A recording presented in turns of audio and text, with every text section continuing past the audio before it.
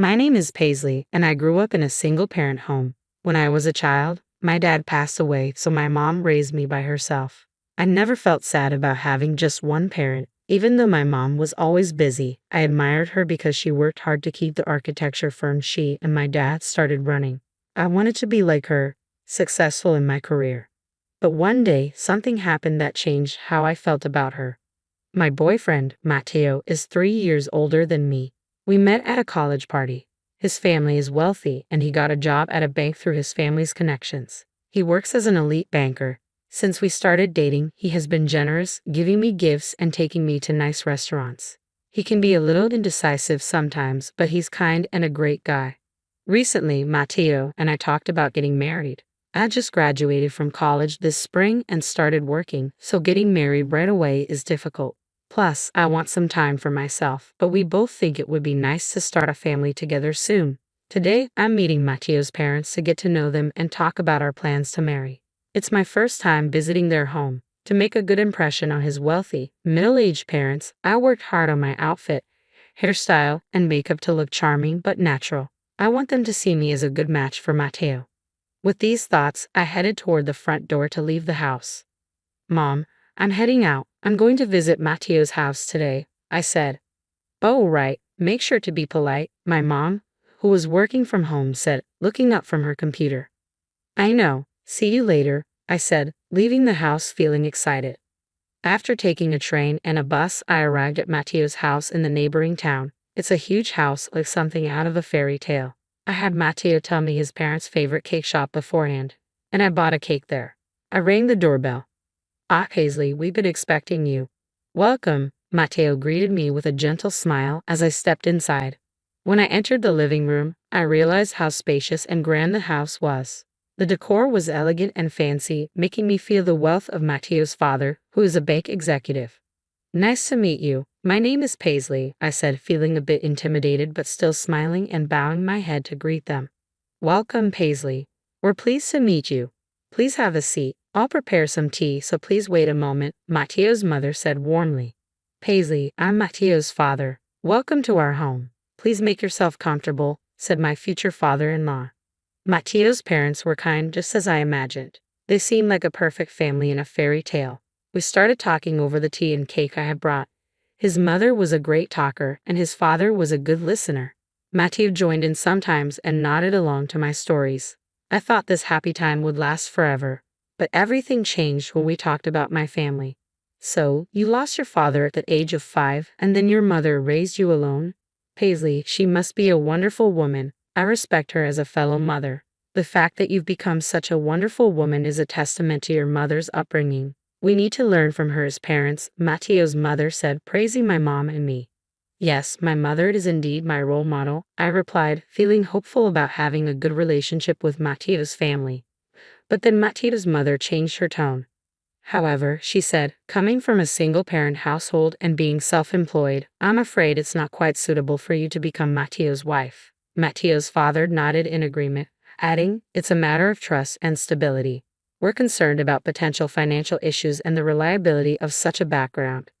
I was shocked. They had just praised me, and now they were calling me unsuitable. I didn't know what to say and instinctively turned to Matteo for support. "Mom, Dad, not this again. What does it matter, her family situation? It's a minor fact," Matteo defended me. But his parents wouldn't listen to him. "No matter the reason, we can't trust a family with only one parent.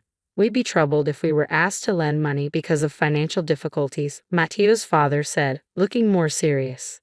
"Besides, it's not common for a single mother to be able to send her daughter to college. It makes us suspicious if there was another man's support involved. We can't accept a loose woman as a family member. Our family has been bankers since my grandfather's time," Matteo's mother said. Her words hurt even more because they weren't outright insults. Matteo tried to argue back, but he couldn't convince them, and they ended up arguing among themselves. "We can accept that you're just dating her for fun, but you should consider the impossibility of marrying her. The lifestyle levels are too different between you and this girl. I think you'll end up breaking up due to differences eventually," Matteo's father concluded. Matteo couldn't argue back. He just listened to his parents quietly.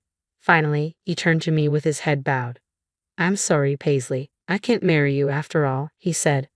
What, just because I'm from a single-parent family, do I have to give up marrying you? I asked, feeling devastated. I don't want to say this either. Please don't blame me, Matteo replied, his voice strained.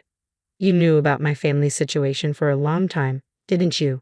You even met my mother. Do you also think that my family and I are unsuitable for your family? I asked, hoping he would disagree. Matteo, who usually struggled to make decisions in situations like this, said nothing. His silence was the clearest answer. He must have thought that marrying me wouldn't be a good match, just like his parents said. I felt sad. I never thought that not only his family, but even Matteo would reject me just because I come from a single-parent household. Paisley, please just go home, he finally said with a strained voice. Honestly, I didn't want to stay there a second longer either. I'm leaving. I'm sorry for the trouble, I said. No one tried to stop me. They probably felt relieved that I left. With tears streaming down my face, I retraced my steps and went straight back home. When I got home, my mother noticed my tears and asked me what happened. There was no point in lying to her. She knew where I had been and what I was doing. It felt like I was dishonoring my mother's way of life, and I really didn't want to tell her. But I told her everything. As expected, my mother was infuriated by the harsh treatment I had received. Well, so that's the kind of family they are. It seems like your boyfriend Matteo was just going along with them. Certainly, a marriage with a guy like that wouldn't last long, so I think it's better not to marry him, she said, trying to comfort me. Mom, I began, but she continued. It must have been tough. You did well, my mom said. Even after hearing the terrible things that Matteo's family said about her, my mom still worried about me and hugged me. Then she asked, which bank does Matteo's father work for? I remembered the name of the bank clearly because Matteo often bragged about it. When I told my mom, she seemed to understand. Paisley, your mom might not earn a lot and you don't have a father in the house. It's okay to feel unlucky about that, but remember, you should never feel embarrassed or inferior, she said. After your father left, I raised you always believing this, so I will never forgive Matteo and his family, she added. Even though I had cried my eyes out on the way home, tears began to well up again. My mom's words reminded me of something important. I love my mom very much. I admire her hard work and I want to be just like her someday. It's ridiculous to deny my admiration for her for the sake of Matteo and his family, who dismiss it for such a trivial reason. The next day, my mom said to me, I checked, and as I thought, our company does have dealings with Matteo's father's bank. I don't want to deal with a bank where the father of a man who dumped my daughter so harshly works, so I'm going to cancel the contract. I'll explain the whole situation. I don't know what will happen, but if they say trust is important, let's make sure they understand that they no longer have my trust. Mom called the bank right when it opened, bypassed the loan officer, and asked for the branch manager. Branch manager, she began. We're terminating our dealings with you.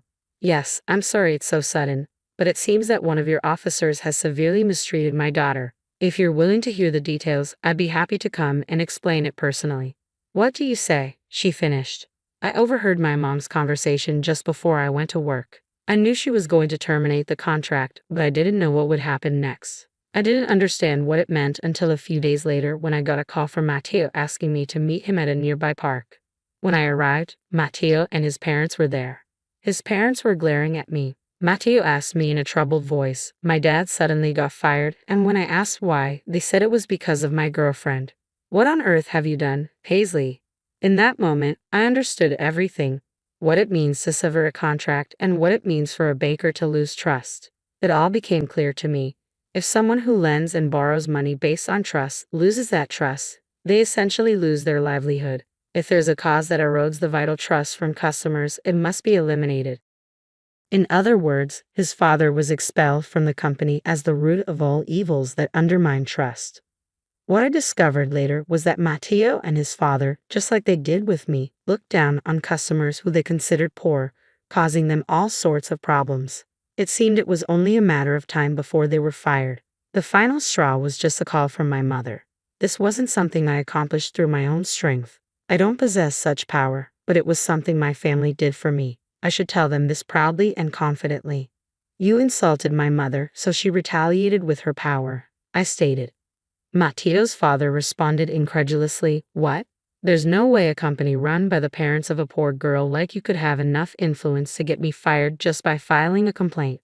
Indeed, the company run in my parents' name isn't that large, but my mother's influence isn't limited to just one design office she runs. Even without direct involvement in management, she holds a position that allows her to influence companies. I replied, now, I can fully understand the meaning of all the transactions my mother had with the bank at the time. I'm sure it's something like this. My mom's company itself isn't large. However, my mom is also registered as a non-executive director in several companies my grandfather runs. So what it means to have enough influence over you guys is that all contracts with my grandfather's companies were also terminated. I listed a few of the companies my grandfather manages. The color drained from his father's face quickly. That's ridiculous, he muttered. There's nothing strange about it, I said. After all, he's my grandfather, right? Why would he want to deal with a bank that disrespected his granddaughter and daughter?